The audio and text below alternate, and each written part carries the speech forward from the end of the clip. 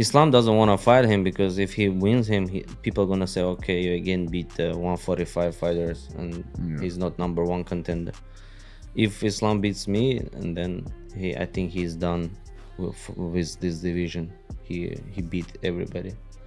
Just he gotta beat me, and then people can say that.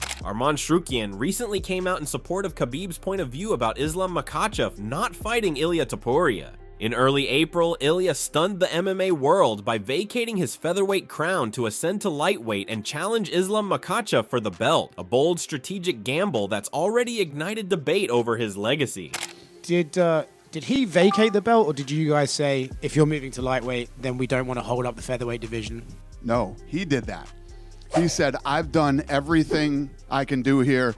I'm ready to move up.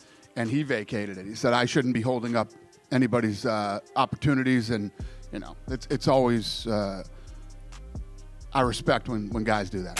So maybe after this one, it could be to move up to the lightweight division. And if we still have that fake champion in the welterweight division, Belal, that's a easy one for me. This is something that I want to do because I know by fact that I can become a two-weight world champion, because Islam, he's a great fighter. He's the #1 pound for pound for the people, for me.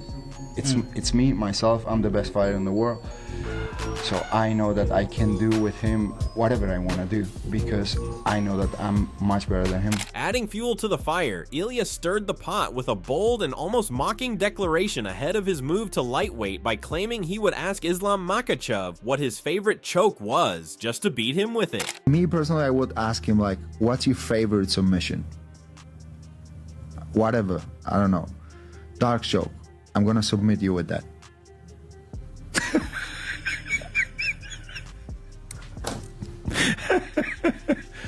So if you ask him what his favorite submission is, you would do that to him? Yeah.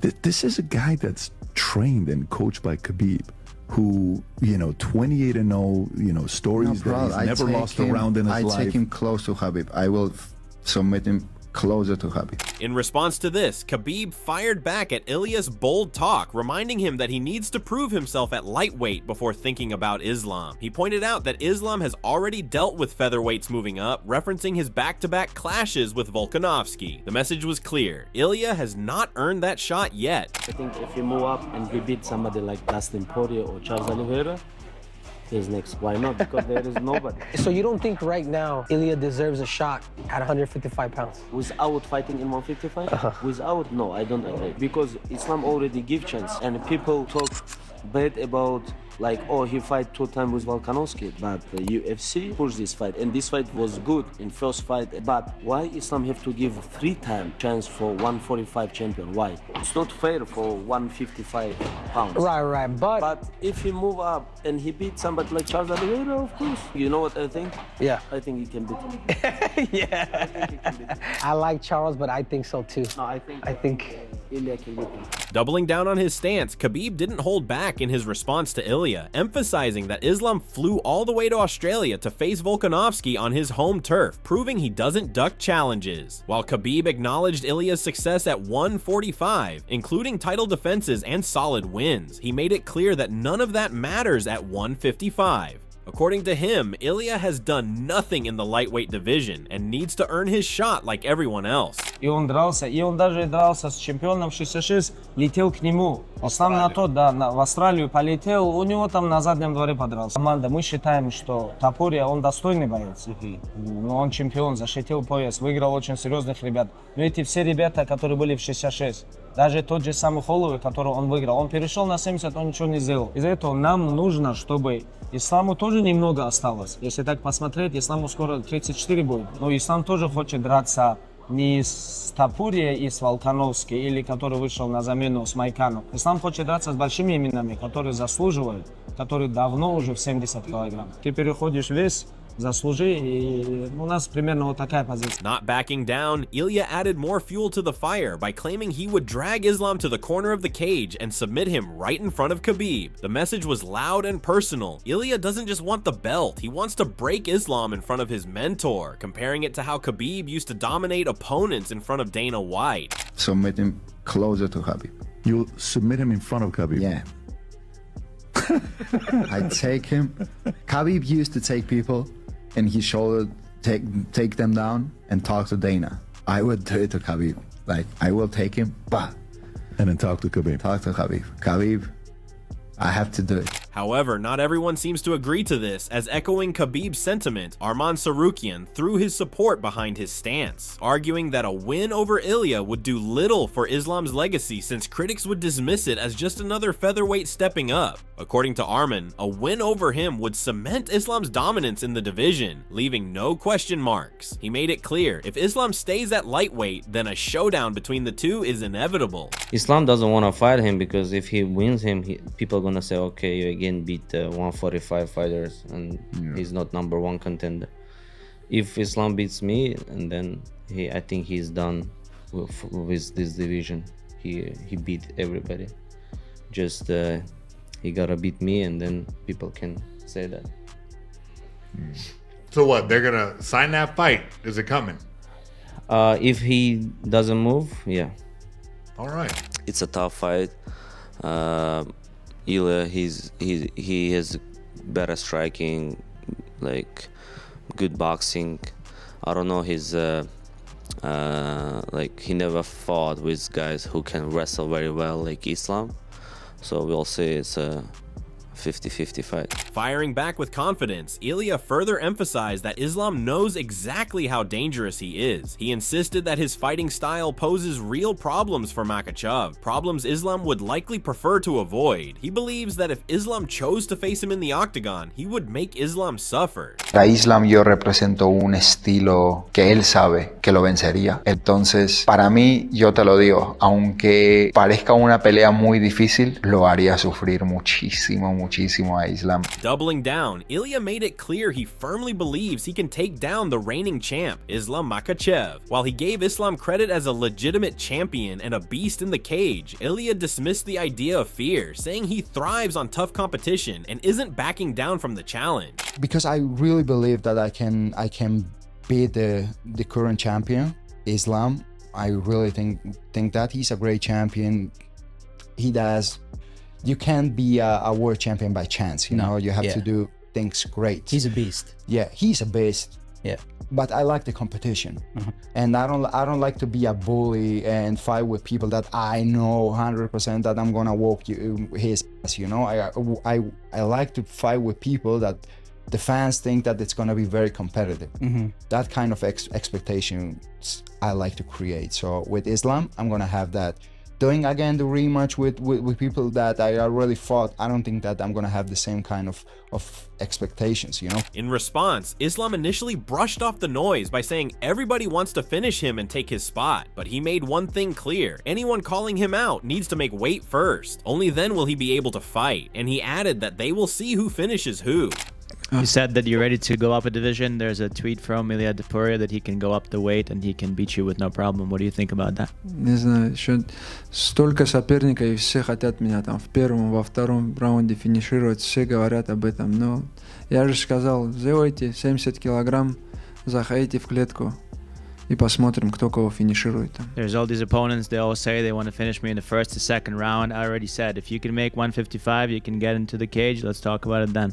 Later, Islam Makhachev pushed back against the growing trend of facing featherweights, arguing that giving 3 shots to fighters from 145 makes no sense. He pointed out that even after beating Volkanovski twice, critics still discredit the wins by bringing up the size gap. According to Islam, a win over Ilia Topuria would likely be dismissed the same way, as just another smaller opponent outside the division. I want to be double champs, and I just will waiting for my chance, because that makes sense. Give the chance third time from the some guy who come. If I beat, I beat the Volkanovski twice. People still say you beat small guy. He's not your weight division.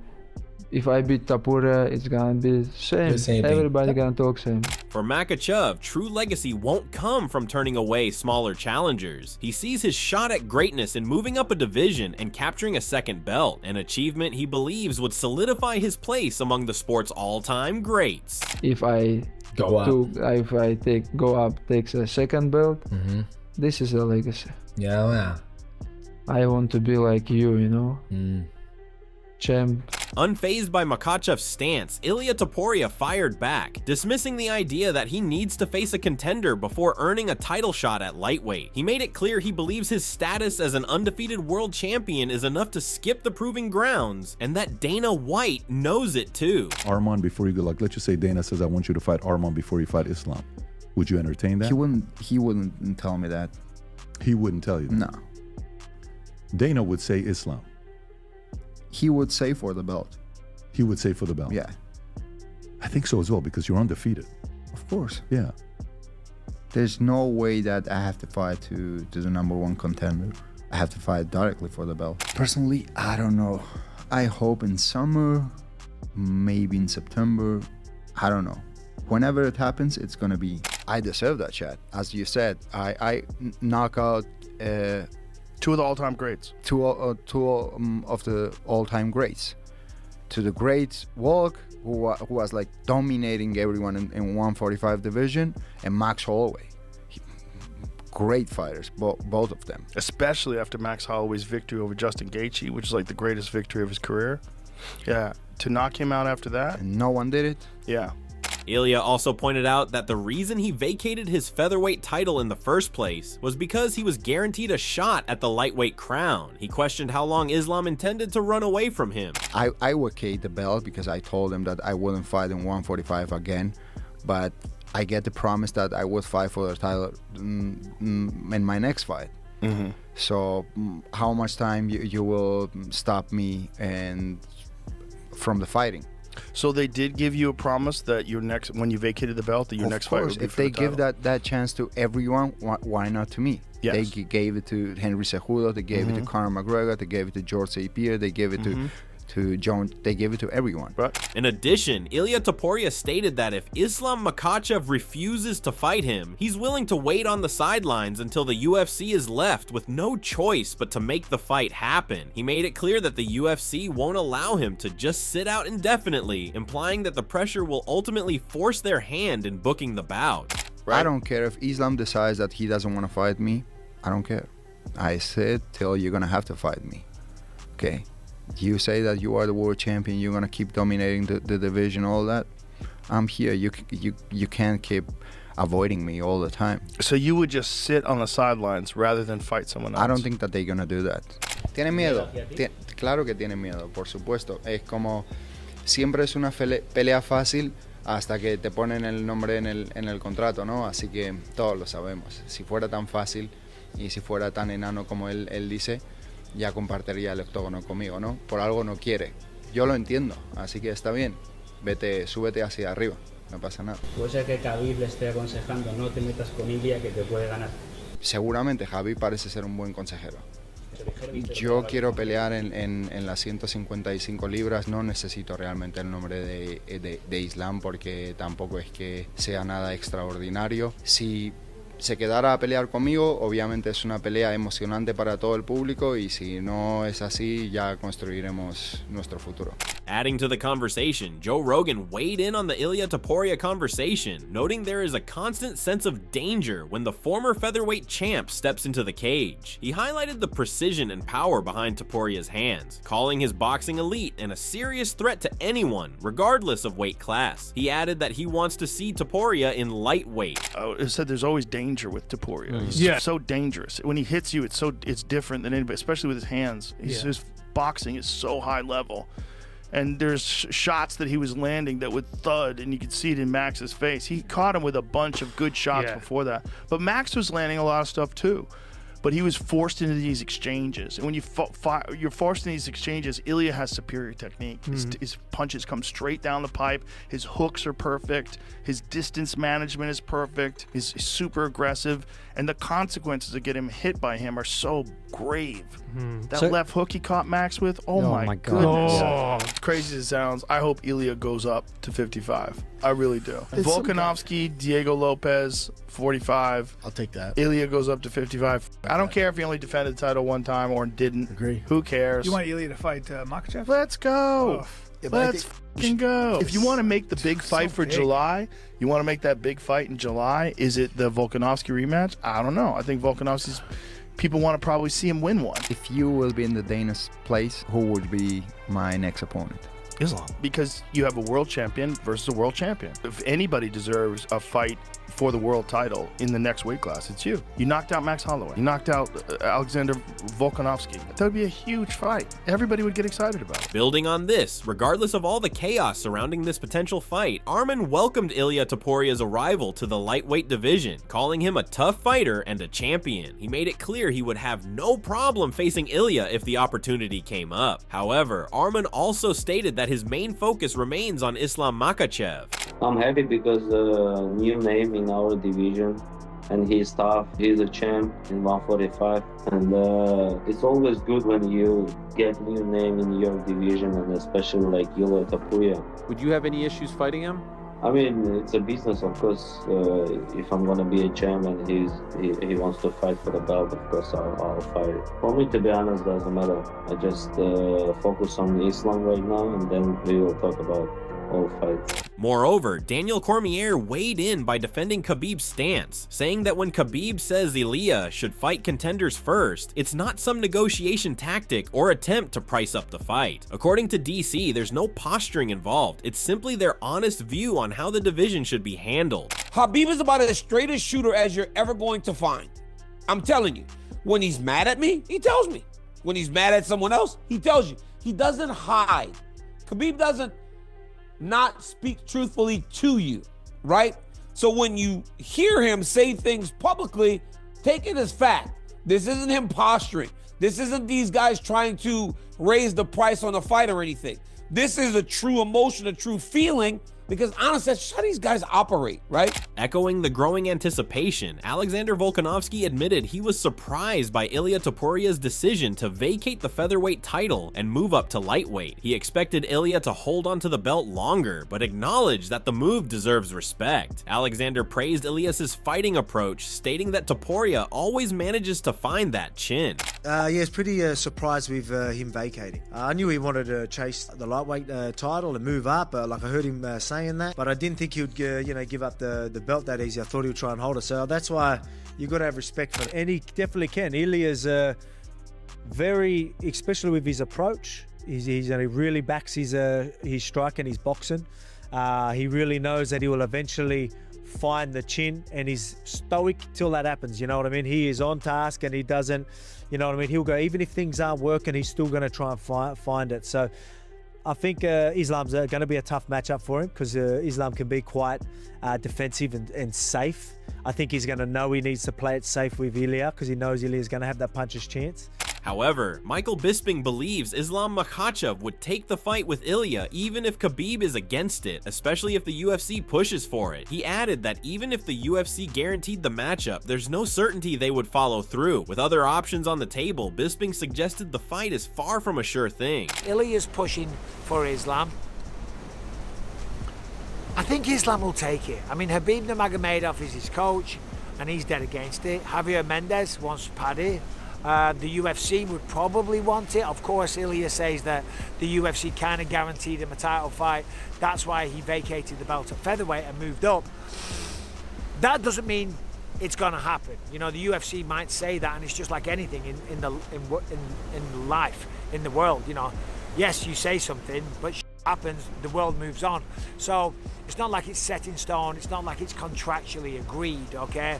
So yeah, they might have said, yeah, we'll give you a title fight, but given all the current situations, given the way that Paddy Pimblett has just shocked the world and just wiped the floor with Michael Chandler, does that put him to the front of the line? Moreover, MMA Guru expressed his desire to see Ilia Topuria face Charles Oliveira in a 5-round co-main event during International Fight Week in June. He emphasized that this matchup would be the perfect way to solidify Ilia's position, essentially cornering Islam Makhachev into having no choice but to face him next. I tried to warn people years ago, and now look at the fucking sport.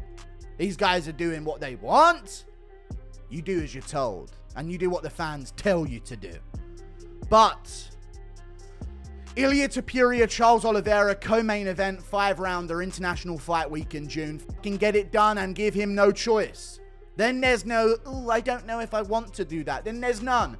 Quit the fucking joking around. If you don't want to fight Topuria yet, so be it. Corner him!